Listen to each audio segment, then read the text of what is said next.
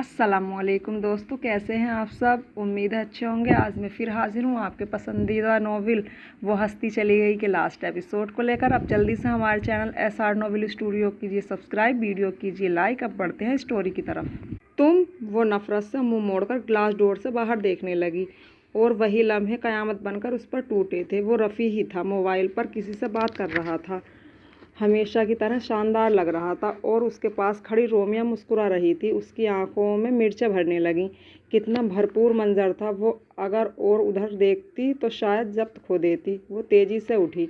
क्या हुआ? एहसन उसके चेहरे का रंग देखकर घबरा गया था। मैं अभी घर जाना चाहती हूँ। अचानक? मगर क्यों? कुछ नहीं, बस मैं घर जाना चाहती हूँ। वो दरवाजे की तरफ बढ़ी। मगर अभी तो पार्टी शुरू भी नहीं हुई।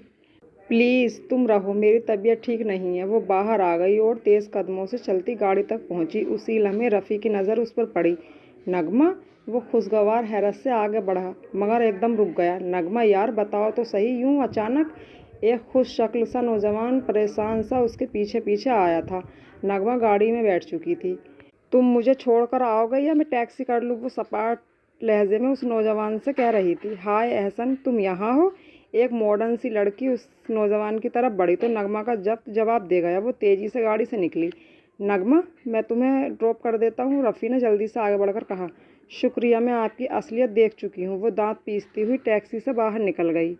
काफ़ी भारी होते सर को उंगलियों से दबाते हुए उसने वेलवेट के भारी पर्दों को सरकाकर बाहर झांका। जर्द धूप शाम की सफ़ेदी को ढल चुकी थी। आसमान पर बादल थे, हवा में नमी थी। सामने लॉन में उसके ताया और ताई चाय पी रहे थे। बहुत दिनों के बाद उसने एक साथ देखा था। कुछ फासलों पर मोबाइल से खेलता हुआ मुनीस और अखबार को पढ़ती रुबीना। उस शानदार महलनुमा घर में हर शख्स अपनी ज़ात में तन्हा मुतमईन ज़िंदगी गुजार रहा था। परेशान और बेचैन थी तो वो पता नहीं क्यों उसे लगता था कि वो उस बड़े से घर में एक भटकती हुई रूह की तरह हैं।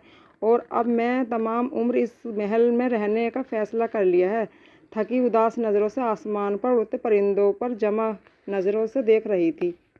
मैंने अपनी तमाम ज़हनी आमदगी के साथ खुद को इस फ़ैसले के लिए राज़ी किया है, तो दिल में वीरानियाँ क्यों उतर आई हैं? मैं अपने मन के फ़ैसले खामोश सन्नाटे ने उससे और दुखी कर दिया था। रफ़ी अहमद की ज़िंदगी में तो मैं कहीं पर भी नहीं थी।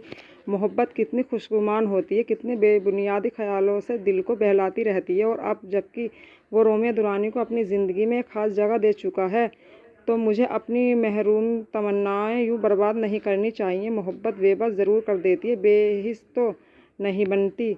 उसी लम्हे उसका मोबाइल बजा। उसे मोबाइल का शौक़ ना था, मगर जिस क्लास में वो आ गई थी यहाँ पर हर शख्स की मजबूरी थी। स्क्रीन पर जगमगाता नंबर अजनबी था। उसने रिसीव कर लिया। कल क्या हुआ था तुम्हें?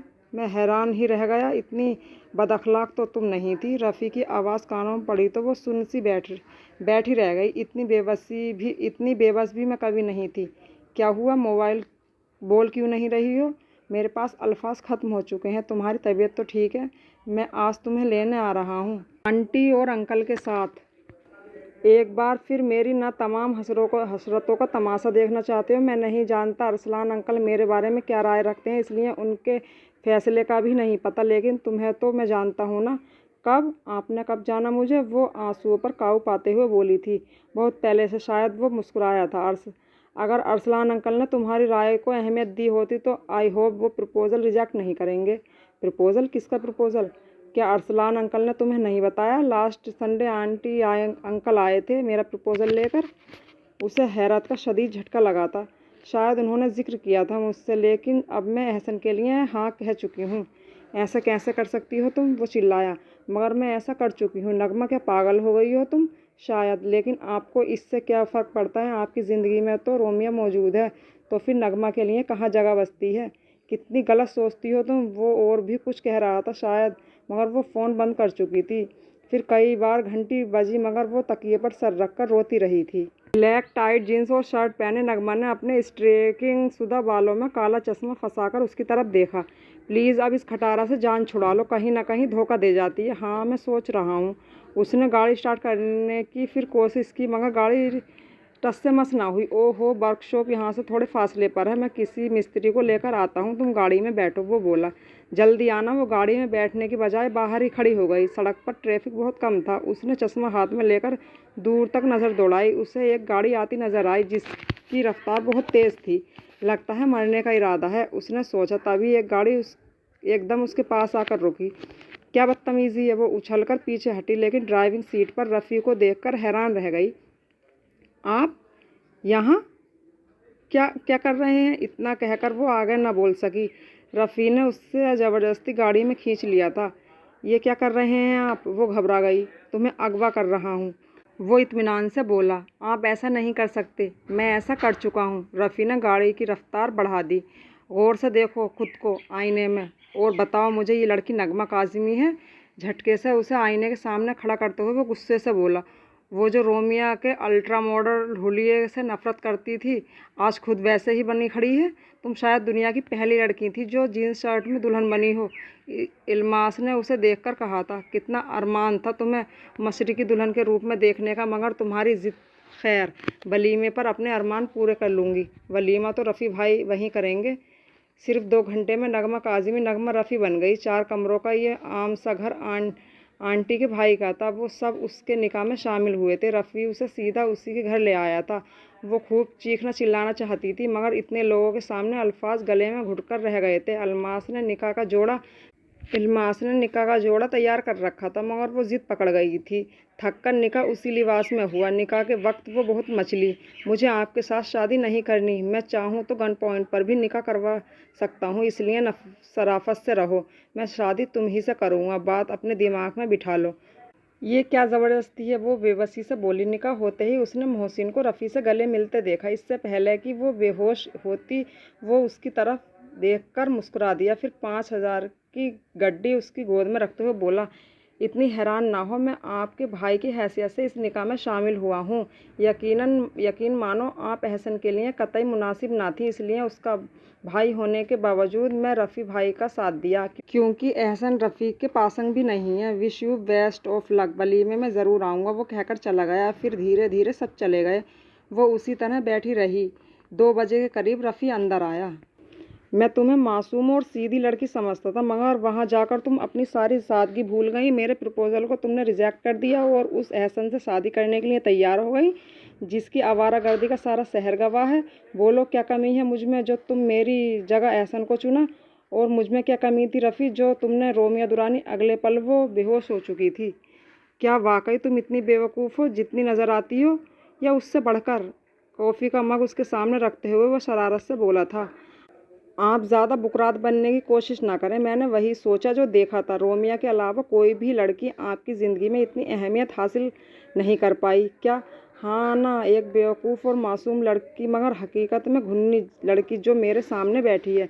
फिर आप मेरे साथ ऐसा सलूक क्यों करते थे? उसने कहा तो वो एकदम गहरा सांस लेकर बोला, वो इसलिए कि वक्त से पहले ही तुम सुनहरे ख्वाब अपनी पलकों पर टाँकना शुरू न कर दो। बाबा अम्मी की डेथ के बाद मैं अपनी ज़ात में इसलिए सिमट गया था कि अब हमारे बीच वो हवाला न रहा था जिस पर हम नए सिरे से अपने रिश्ते की बुनियाद रखते। लड़कियां बहुत जज्बाती होती हैं, पल भर में ख्वाबों के महल सजा लेती हैं।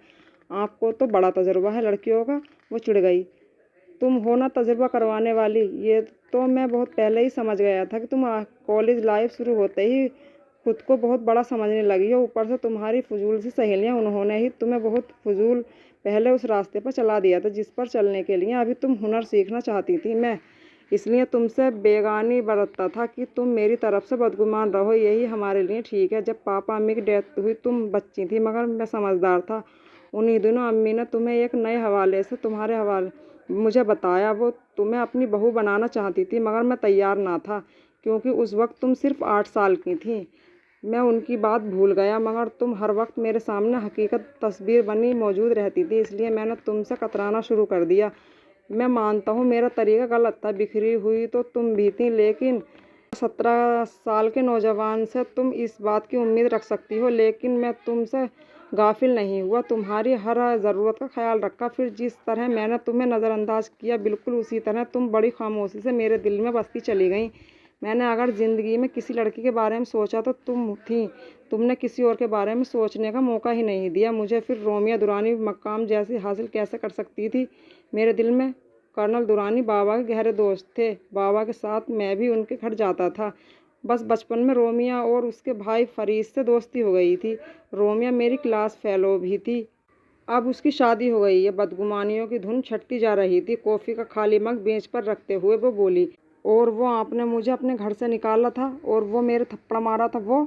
अगर मैं तुम्हें बेवकूफ़ कहूँ तो नाराज़ होने लगती हो। अच्छा, घूरो मत, खुद सोचो, जब तक दादी जिंदा थी तो सब ठीक था। फिर हम तुम उस घर में अकेले बिना रिश्ते के कैसे रह सकते थे। ओहो, उसने नदामत से होठ चबा डाले। जब तक मैं तुम्हें गुस्सा नहीं दिलाता तुम जाने को तैयार ही नहीं होती। मैं तुम्हें हॉस्टल भिजवाना चाहता था मगर तुम नहीं मानी। आंटी के घर रहकर एग्ज़ाम देने के कहा तो तुम ना मानी। एग्ज़ाम के बाद मुझे यही करना था जो अब किया है, सादगी से तुम्हारे साथ निकाह। बस मैं चाहता था कि तुम पुरसुकून रहकर एग्ज़ाम दे दो, लेकिन तुमने गलत कदम उठाया और बिना बताए 1 माह तक अपनी दोस्त आयमा के घर रही। 2 दिन तक पागलों की तरह तुम्हें तलाश करता रहा। मैं पता लगा चुका था तुम कहाँ हो। तुम्हारी सहेली की फैमिली अच्छी थी इसलिए मुतमईन हो गया। एग्ज़ाम के 1 हफ्ते बाद पता चला कि तुम अपने पापा के पास चली गई हो तो मैं वाकई हैरान रह गया। मैं तुमसे मिलना गया तो तुमने अपनी सुनाई, मेरी नहीं सुनी थी। फिर मैंने आंटी अंकल के ज़रिए अरसलान अंकल के पास अपना प्रपोज़ल भिजवाया। अरसलान अंकल ने कहा तुम से पूछकर जवाब देंगे। फिर तुम्हारे इनकार ने मुझे गहरा शौक पहुंचाया। मैंने तुम्हें एक बार कहा था मैं अपनी चीज़ें किसी को नहीं देता। मैं कोई चीज़ नहीं हूँ। वो मुँह फैलाकर बोली, मेरी तो हो ना। बाद में किताबें, बाद की बातें तुम जानती हो। मोहसिन बहुत अच्छा लड़का है, उसने मेरा साथ दिया था। तुम्हारे पापा मुझ पर अगवा का केस लगाना चाहते थे। मोहसिन ने ही उन्हें रोका था, ये कहकर कि तुम अपनी मर्जी से आई हो मेरे साथ। तब वो खामोश हो गए। अब तो वो वलीमे में भी आने वाले हैं। हाँ, पापा कह रहे थे जब उन्होंने मुझे कोई हक नहीं दिया तो वो कैसे ला सकते हैं। वो मुझसे नाराज़ नहीं है क्योंकि वो जानते हैं कि मैंने जहन मिडिल क्लास का पाया है और अपर क्लास में एडजस्ट नहीं हो सकती। मैंने तो बदला था सिर्फ आपको जलाने के लिए कि मैं रोमिया से कम नहीं हूँ। हाँ, वाकई तुम किसी से कम नहीं हो। मैंने क्या सोचा था अपनी शादी के लिए और तुमने क्या एडवेंचर कर दिया। और आपने नानू से क्यों कहा था कि आप मुझसे शादी नहीं करना चाहते। उसने याद दिलाया, मैंने शादी से इनकार नहीं किया था, उस वक्त मना किया था क्योंकि मैं उस वक्त तुम्हें इस काबिल नहीं समझता था। वैसे तुमने भी तो कहा था कि तुम मेरी जान नहीं छोड़ोगी, फिर क्यों छोड़कर चली गई थी। अगर आप थप्पड़ ना मारते तो वाकई नहीं छोड़ती। वो हंसी थी। और कुछ पूछना चाहती हो तो पूछ लो, वरना फिर शिकायत करोगी तो क्या हुआ। अब तो मैं हमेशा इसी घर में रहूँगी। याद आएगा तो पूछ लूँगी। हाँ, घर में ही नहीं मेरे दिल में भी रहोगी हमेशा, उसने मोहब्बत से कहा। फिल्मी डायलॉग, वो इतराई। बस लड़ाई ख़त्म, उसने कहा तो वो हंसती चली गई। रफ़ी उसे इस तरह हंसता देखकर वो भी मुस्कुरा दिया।